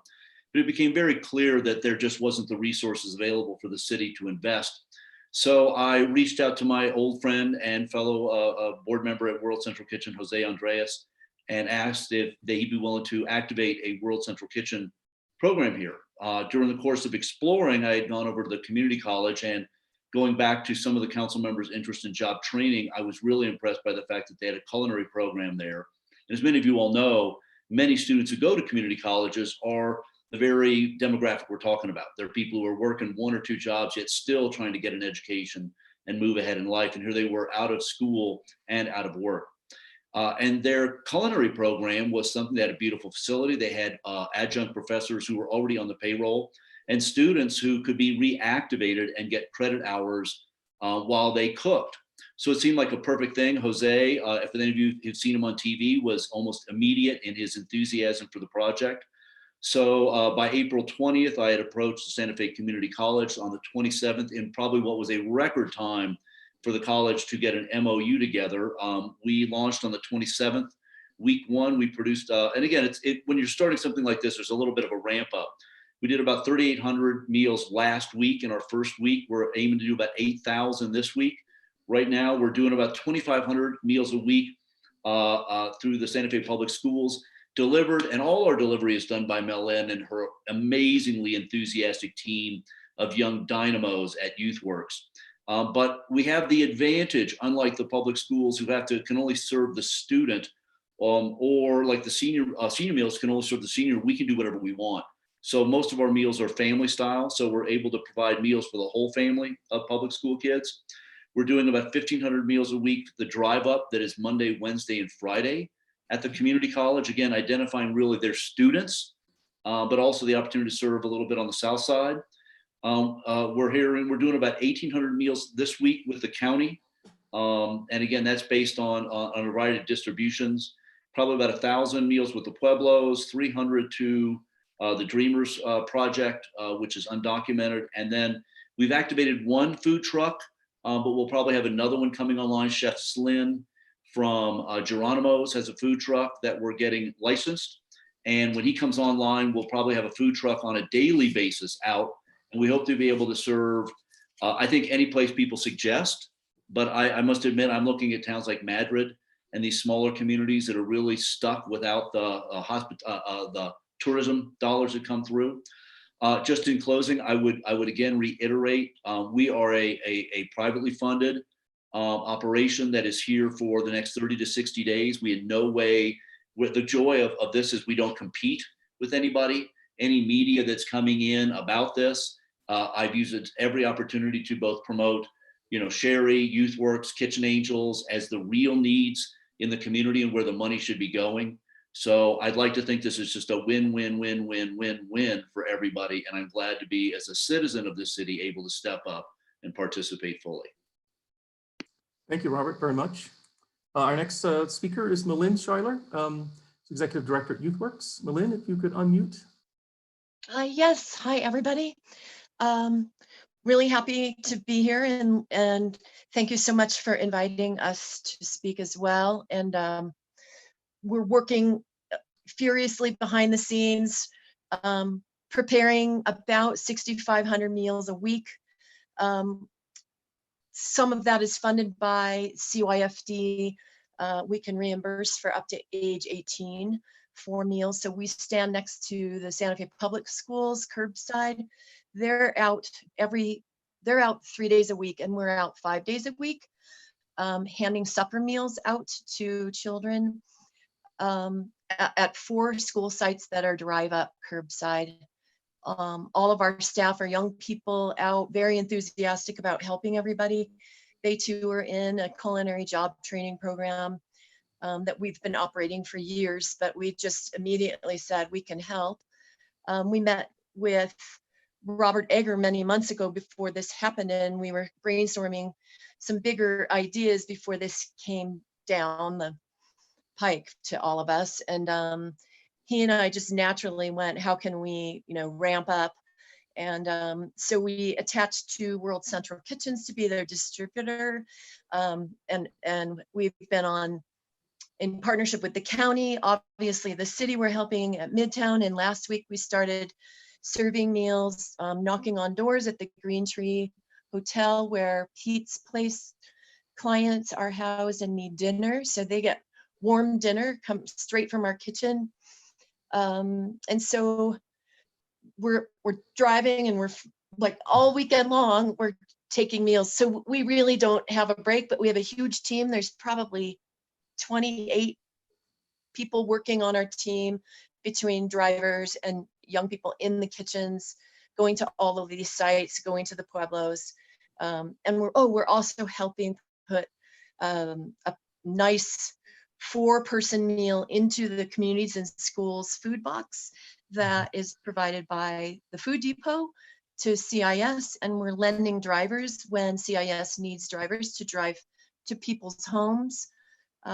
So that's another 1,200 meals that we're preparing that go out every Wednesday to citizens that can't get to curbside. And we're actually partnered quite a bit with Kitchen Angels. We started out just helping them stockpile some meals into their freezers for the spike in need that was coming, and working very closely with Reunity Resources to buy produce from them and the aggregate farmers that go into our meals. So it's full circuit, and we're having a great collaboration, city and county-wide.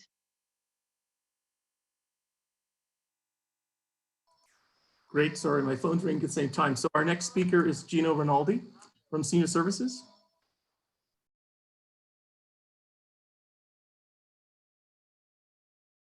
Can you guys hear me?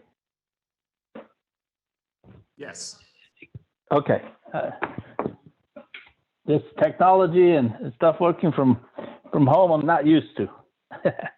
So I'd like to thank the committee for having me part of it, and give me a chance to give a brief update as to the senior program here in the city of Santa Fe. On March 12th, we received a memo from the state telling us that they were asking us to suspend services at the centers as far as closing them, and discontinuing our in-home programs, really limiting our transportation programs, and to move everything towards congregate, home delivered and regular home delivered. We were currently at that time delivering about 270, maybe a little less, home delivered meals, and then we had the remaining folks coming into the one of the 4 congregate sites. Today, we're averaging about 280 folks on the traditional home delivered, and these are people who would meet the criteria for home delivered. And then we've increased the congregate home delivered to about 400 individuals a day. That sort of translates into about 16,768 folks since March 16th, when we went full term. The converting to the home delivered operation was a real challenge for us, and I have to say that the staff there at the Senior Services, I think, really got behind it. This is something we've never done. They're drivers, they're homemakers, they're caregivers, they're activities directors and whatnot. They're not Meals on Wheels drivers. They're not kitchen preps and whatnot. And so that has really changed the whole nature of what it is that we do. We're averaging about, in the last 2 months or 2 weeks, we were averaging about 4,000 meals a day, a week. which is quite a significant task. We are also moved in the direction of partnering with the Food Depot, with Sherry and her program, and we started out with about 40 bags of groceries, and we took them to the folks that traditionally would come to the center during the distribution time. And we've now grown to about 150, and we're getting more and more people calling us every day. So I foresee that as being another area of growth. We also started doing something called curbside. We were trying to minimize the number of people that were calling for home delivered meals that were not the traditional home delivered, and we set up the curbside, and we're now at about 57 to 60 meals a day.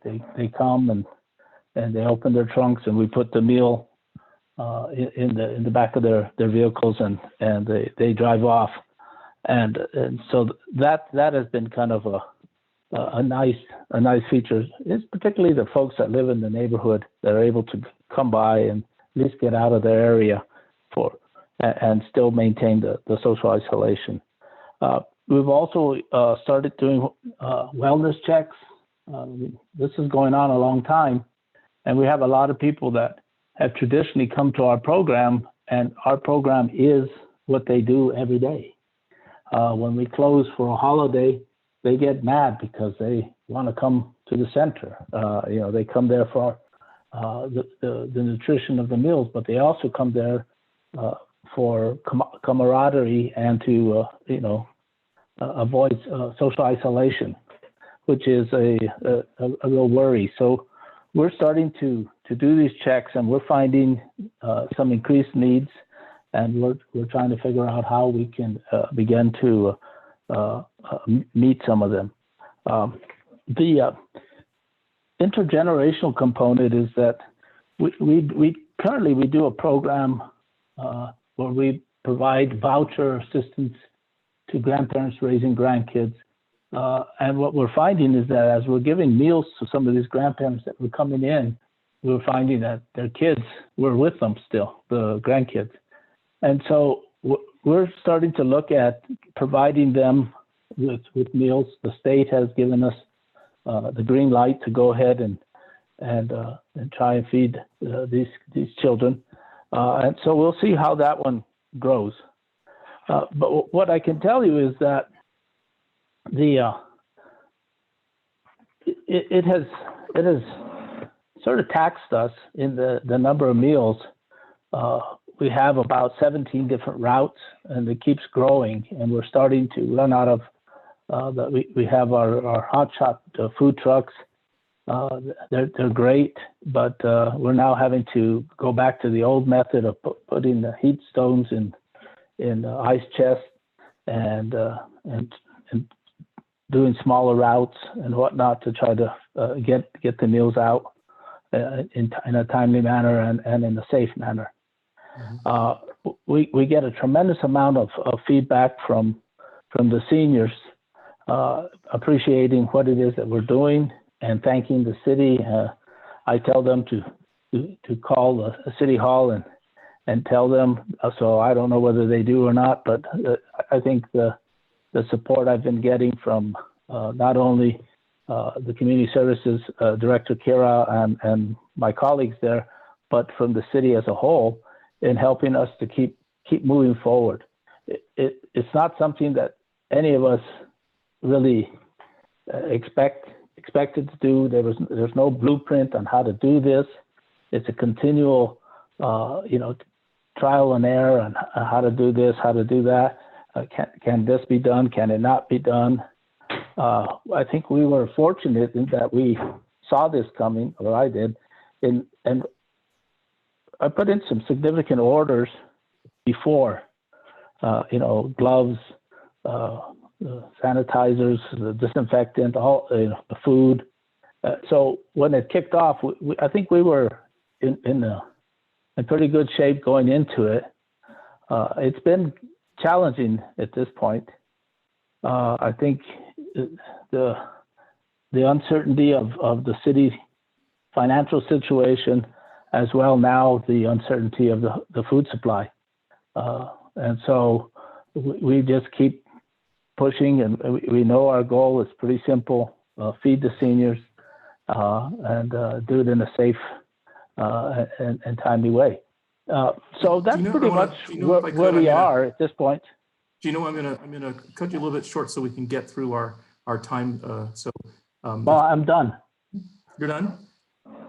Okay, thank you so much for your work. I'm gonna put our last speaker on, Rich Henrich, to talk about virtual lemonade, and then we can open up for questions so that we can meet the 7 o'clock timeline. Rich, are you unmuted? I am here. Can you guys hear me okay? Yes, maybe a little louder. All right. Thank you, Council. Thank you, Rich, so much for having us. Thank you very much to Creative Santa Fe and the leadership of Cindy Kahn, who's amassed a group of creative leaders in Santa Fe to produce this virtual festival. So we've been blessed to have Burn Lore and Noise for Now, Whisper to a Dream, Rook SEO, Film Indie, and several others in the community come together and basically putting together this virtual festival that will ultimately support those in New Mexico that are most in need. We are partnering with Connect, obviously in Santa Fe, because it's both city and county, as well as all together New Mexico, so that we can really have a broad reach with what our goal is, which is to activate the creative community. New Mexico, and in particular Santa Fe, has always been known for being a creative engine. And so we look to this in a different way and say, how can we leverage the economic vitality of our creative industry to use that to help elevate not only the needs that are local, but also the needs that are local to our region across New Mexico. So what our goal is to launch on Friday, May 8th at 8 p.m. You guys will be able to tune in through our website, through Facebook Live, through YouTube, as well as Instagram TV, and local channel 16 as well. And our target for this is to raise $50,000. We've currently started fundraising already and are at $6,000.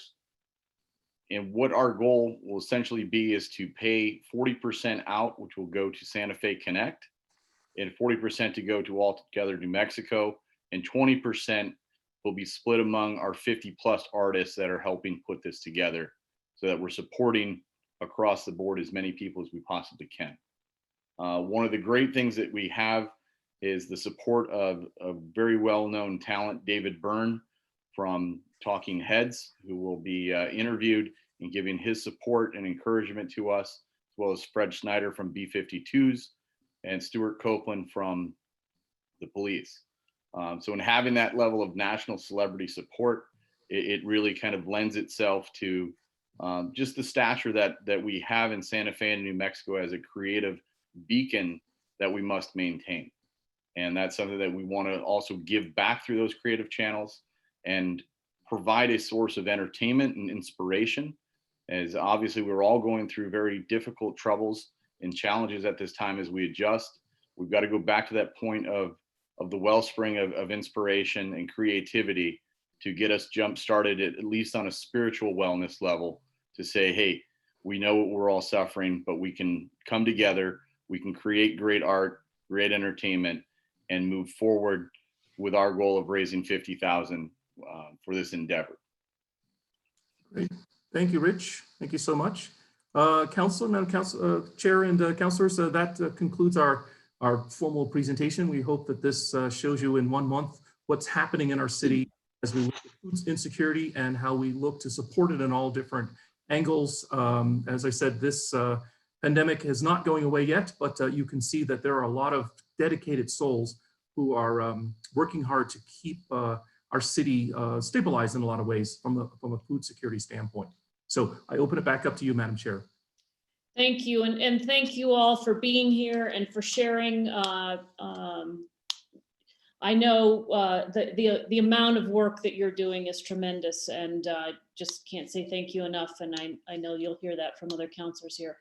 Do we have counselors with questions?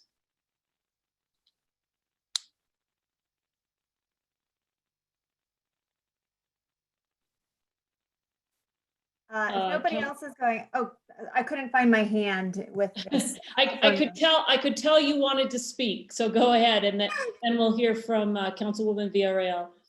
Thank you. Thanks so much. You know, and to echo what Councilor Romero Worth said, thank you to everybody for all this work and really pulling together all of these different systems. I know it's a lot. Food security is a really challenging field to be in, and it's a really challenging issue to handle. So thank you guys for diving right in. I think one of the biggest things that I've had on my mind is how are we doing our best to match the right food response to the correct individuals. So you know, prepared meals has its own set of costs and challenges. Food bags has its own set of costs and challenges.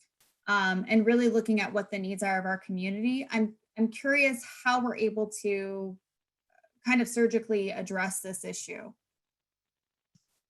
Madam Chair and Councilor Casas-Sanchez, I think that that's a very difficult question to answer because the pandemic has hit us so hard that we're really trying to look at that you know, need happens now. A perfect example is that we stood up housing at Midtown and we had no idea how many people were going to come there or in the future, but we had to go to YouthWorks and they stepped up to the plate and were able to provide some prepared meals from that constituency standpoint.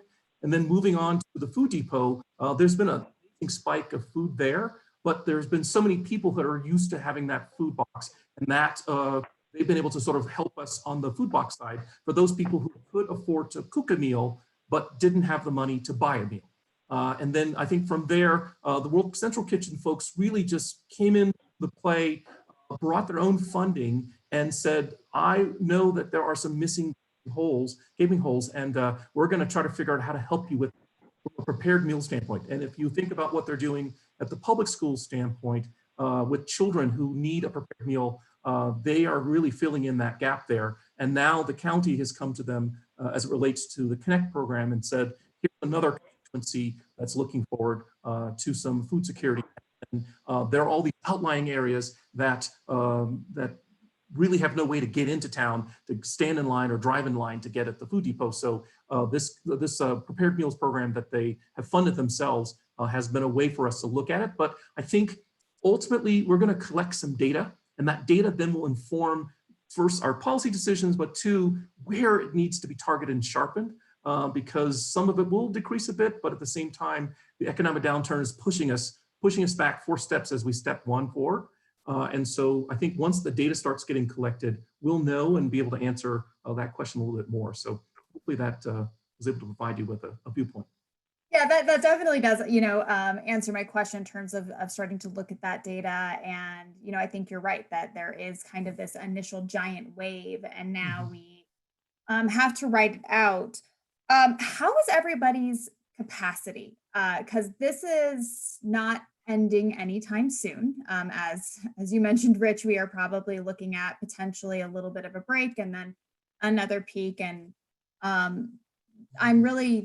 that's something I want to ask about, similar to Midtown. You know, we talked about, we need to make sure that burnout's not happening. Councilwoman Villarreal mentioned that. I'm worried about burnout. I'm worried about long-term strategy. So how are you guys doing? How are we preparing for not just this initial hit, but that long haul, and what do you guys need?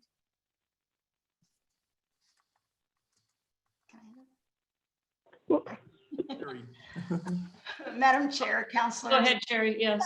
Thank you very much. We actually are in the process of putting together our 12 to 18 month projections report, and I am happy to provide that to the City Council and to our mayor. At this point, we haven't had issues with accessing the food that we've needed. We were concerned at first, but it seems to be coming in. We have, as a food bank, we have a lot of opportunities to bring food in. We work with our sister food banks when they have excess or surplus. We have our parent organization that's working on our behalf at the national level. And then we have 4 other food banks in the state that we are able to access from and to share with if we have surpluses ourselves. We also have really a really good network of wholesale vendors that we've been able to purchase from. And I will say that since we started this, we have spent about $600,000 just on food purchase alone. As you can imagine, a lot of our local donations usually come from grocery stores. And with grocery stores stepping up and selling out of everything, we've seen such a decline in those donations. So again, we're fortunate to have a lot of these relationships in place. So we've gone to them to access additional food. We really, other than what you're seeing on the news, that's what we see. We don't know if meat processing will interfere at all with what we're able to get. However, we are part of the Emergency Food Assistance Program. We have a state contract to distribute that food. And I'm pleased to say that a lot of that food has actually been frozen meat. So there's good protein items available. We've been able to get milk and some other things. We were able to access milk from a dairy in El Paso because he was going to dump instead of donate. And so we were able to access milk from him. So it's just amazing, this network we're a part of. And quite honestly, I don't believe we will see an end to our food supply. What I am most concerned about is funding. And that funding, you see, I shared that we've spent well over our annual budget just purchasing food of our food purchase budget. And we've had a lot of funders step up. They are so incredibly generous, people, individuals, foundations. We've had government support at all levels. But what we're really concerned about is that so many are saying, I'm going to give you my annual gift now so you can use it for this crisis. And so my concern is what happens towards the end of this calendar year when we do our major fundraising, which usually runs from mid-October to mid-January. What happens when all of those people who normally donate then have already donated this year and we've spent it on the crisis? Because we know hunger is not going to go away. So those are just some concerns. And I see Melinda shaking her head yes, because I know she's in the same situation as are a lot of the nonprofits in town. I hope I answered your question. I'm happy to answer another one. This is Gino. I can't raise my hand, so Yeah, can I speak? Go ahead. Councillor, members, one of the biggest concerns we have is within the senior world is that since the seniors are really at risk, it's rolling kind of back into I guess what would be the new normal is really complicated because if we want to try to open the doors and have seniors come back in, that's not a good idea. So we're having to really rethink how we're going to do business. We don't really know if we'll be able to get back into some of the normal stuff within the next 6 months to a year. And so we're trying to look at different ways as things start to relax a bit, to look at how we might be able to reduce the reliance on the home delivered meals, perhaps through grocery shopping or through some of the other collaborations that we're working with of many of the same people that are communicating. So that's going to be one of the biggest challenges. The other is going to be the city's economic crisis and what that might do, or what the hard decisions that are going to have to be made with regards to staffing and our ability to do what we do. And so those are some of the things that I'm losing sleep over. And but I do appreciate all the support we're getting now and all the cooperation and collaboration from everybody that's been communicating. So thank you. Thank you, Gino. Yes, Robert. I would just add, again, man, I'm just stepping in and stepping out. But what I'd like to think I've contributed is identifying existing resources and a little bit of an audacious use of things that were always here. The community college, the students who are learning, they're getting culinary tradition, they're getting culinary training, but the opportunity to use the greenhouse, local growers. I mean, there's so many existing resources. It could be retooled to train men and women out of the home, out of, you know, the Midtown campus to produce healthier meals. Gino, I got to tell you, Gino's going to be up against it. Every single day in America, 10,000 people turn 70, and that's going to happen for the next 20 years. The wave of elders that's coming is going to dwarf the system.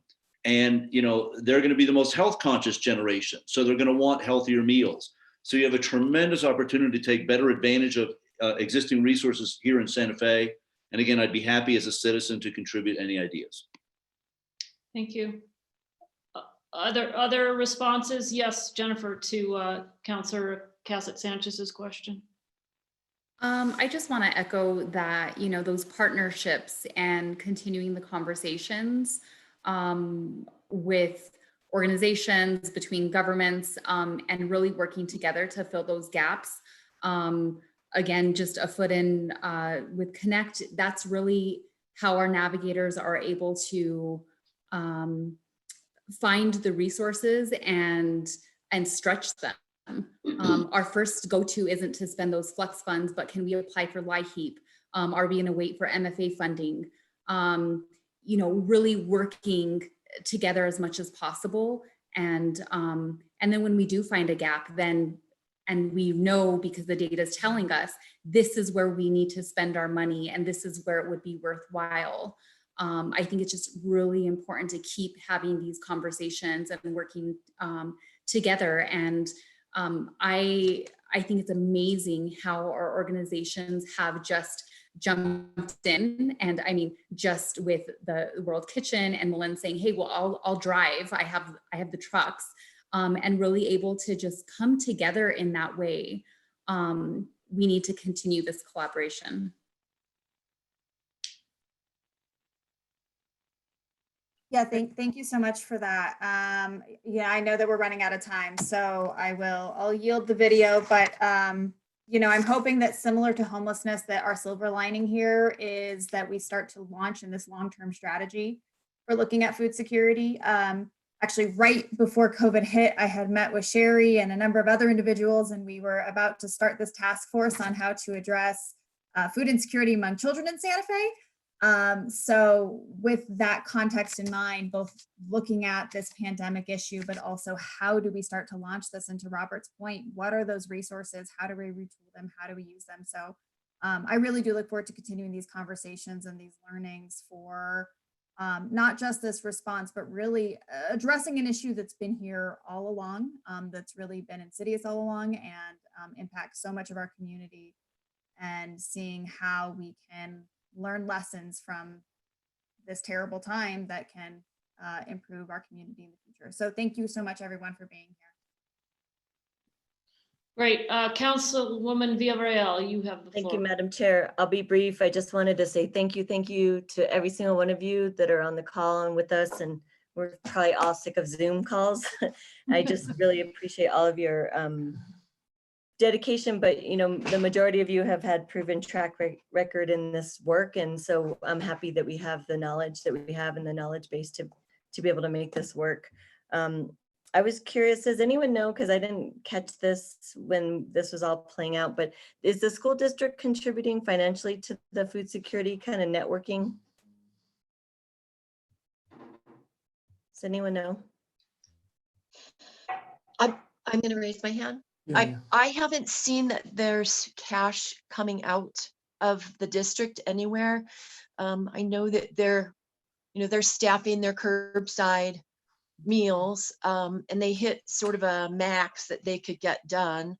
They are helping us access a second kitchen because we're at capacity space-wise and just tripping over each other and trying to stay apart from each other and packaging. So they've helped with that. We aren't there yet, but you know, we'll sign MOUs, etc. No, I haven't seen any cash come out in any way. I think they're having such a difficult time trying to figure out how to teach students virtually. They can't think about anything else. Okay. Yeah.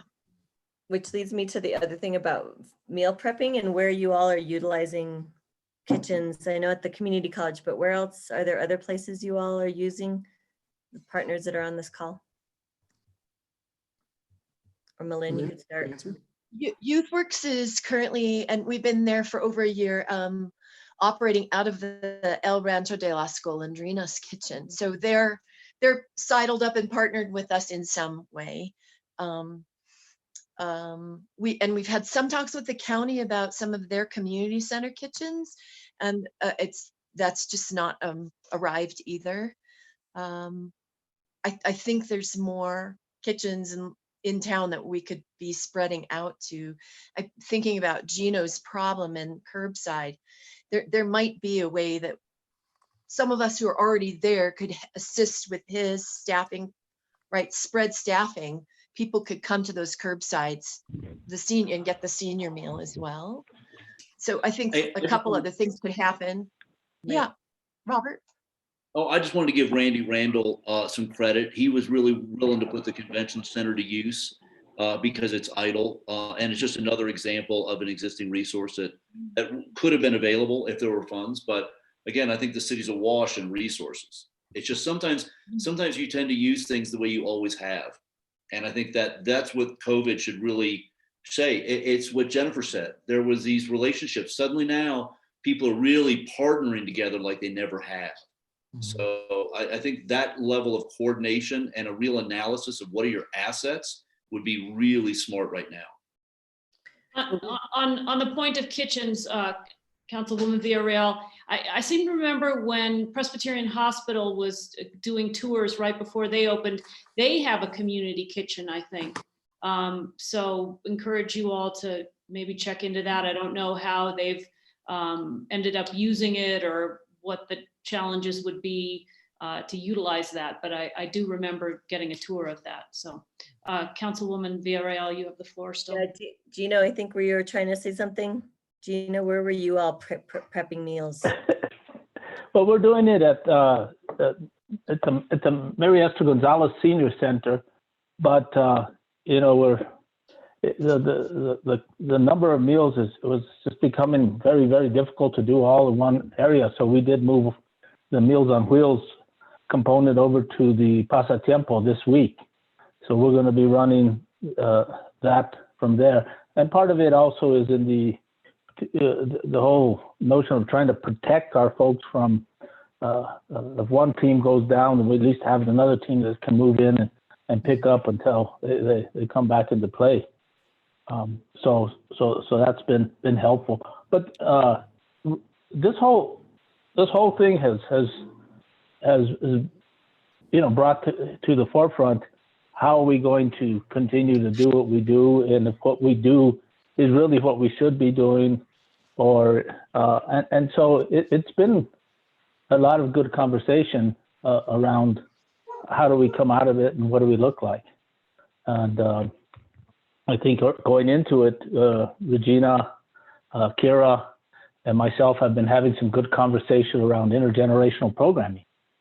And I mean, I assume I haven't even thought about it, but it clearly is a very strong direction, and it is a way to try to maximize resources, but also it's more natural.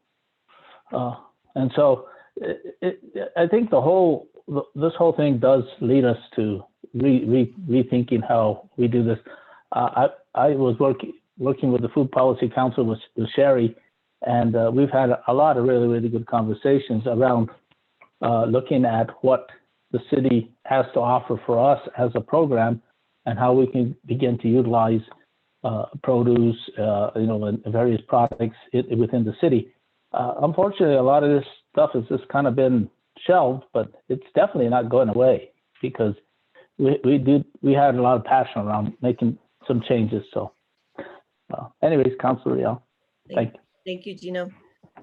And then I guess the other thing was that food network of local food and farmers, and Sherry touched on this. I was so distraught about the whole throwing out milk, and I was hoping even more New Mexico farms would make that network, can make the connectors where I'm sure all of the food pantries could utilize some milk.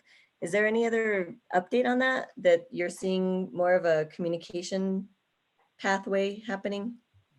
Madam Chair and Councilor Villarreal, I'm going to ask Jennifer to speak a little bit about aggregate, and I also will see if I can put Pam Roy back on, get her back on the panel. But maybe Jennifer could talk about the aggregate program where we're consolidating the assets of the farm supply. And Sherry, we'll definitely give you an opportunity to chime in there. Don't worry. You know, I'm going to go ahead and defer to Pam. Okay. She's more of the expert in that area. Okay. Well, Sherry wants to speak first, so. Thank you, Madam Chair, members of the committee. There are several actual federal programs that are trying to prevent that kind of waste. All the calls that I've been on or in the meetings, Zoom meetings that I've been on, we found actually very little waste in New Mexico, which is exciting to see. What I'm hearing is the New Mexico Farmers Marketing Association reported that so many of our farmers have set up CSAs, CSA boxes, and all sorts of things that the Farmers Marketing Association is actually having some difficulty finding extra produce for like the food banks, for example. I had asked them for certain things. So that hasn't been as much of an issue in this state. There's also a federally funded program that they've just introduced to do food boxes. And again, this is to prevent that kind of waste and to fund farmers and other producers so that they'll be putting together boxes of produce, boxes of different dairy products, boxes of meat, those kinds of things. And then they can work with the food banks and other sort of distributors to hungry New Mexicans to get those food boxes out. So that's at least one step in preventing that waste. But I want to reassure you that that waste has not really happened in New Mexico.